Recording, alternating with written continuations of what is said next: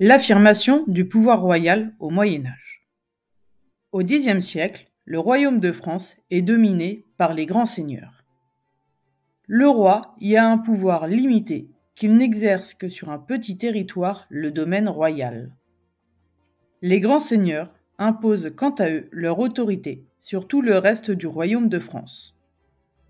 Ce sont également eux qui élisent le futur roi à chaque succession. Des changements apparaissent dès 987, quand Louis V, dit Louis le Fainéant et dernier roi carolingien, meurt. Un nouveau roi est alors élu par les grands seigneurs, Hugues Capet. Cette élection marque la fin de la dynastie des Carolingiens et l'avènement de celle des Capétiens. En élisant le nouveau roi, les grands seigneurs montrent qu'ils ont réellement le pouvoir et qu'ils font et qu'ils défont les rois. Ainsi, bien que respecté, Hugues Capet est élu car il est vu comme un roi faible, peu dangereux et facilement contrôlable.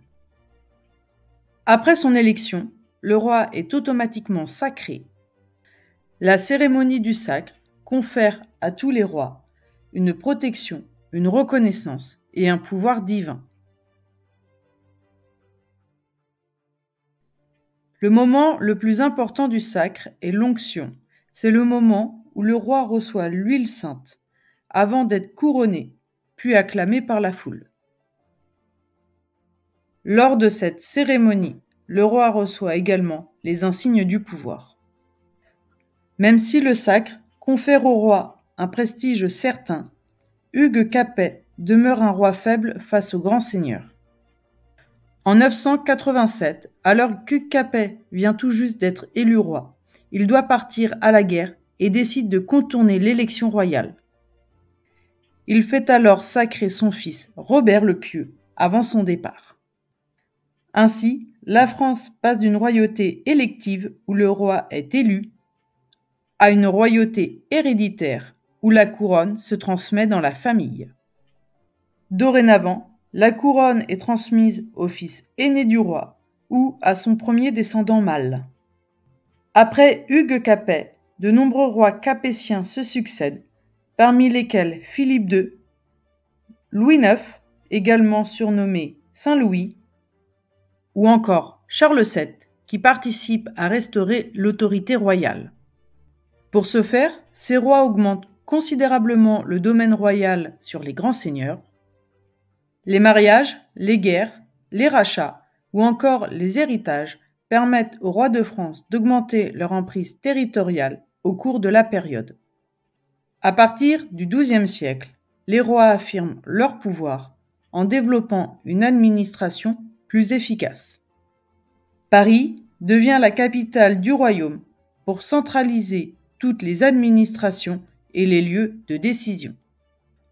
Le roi envoie dans les provinces des baillis et des sénéchaux qui lèvent les impôts, les armées et rendent la justice en son nom. Enfin, les rois s'entourent de conseillers et de conseils pour gérer au mieux les finances, la justice et les lois d'un royaume de plus en plus grand.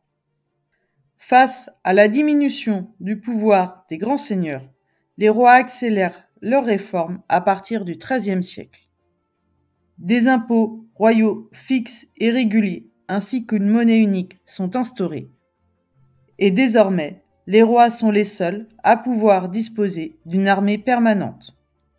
Ainsi, entre le XIe et le XVe siècle, les différents rois qui se succèdent affirment progressivement l'autorité royale face aux grands seigneurs.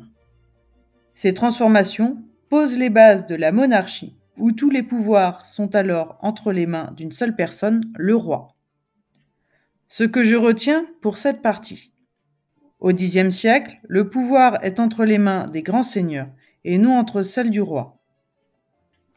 Le roi est également élu et donc dépendant des grands seigneurs. En 987, Hugues Capet, nouvellement élu, instaure une royauté héréditaire. Son fils, puis ses descendants, deviennent successivement rois de France. C'est la dynastie des Capétiens. Ces différents successeurs font des réformes administratives pour gouverner plus efficacement le royaume. Ils font également des réformes fiscales pour pouvoir financer l'armée et mieux entretenir leur territoire. Enfin, ils font des réformes militaires afin de ne plus être dépendants des grands seigneurs.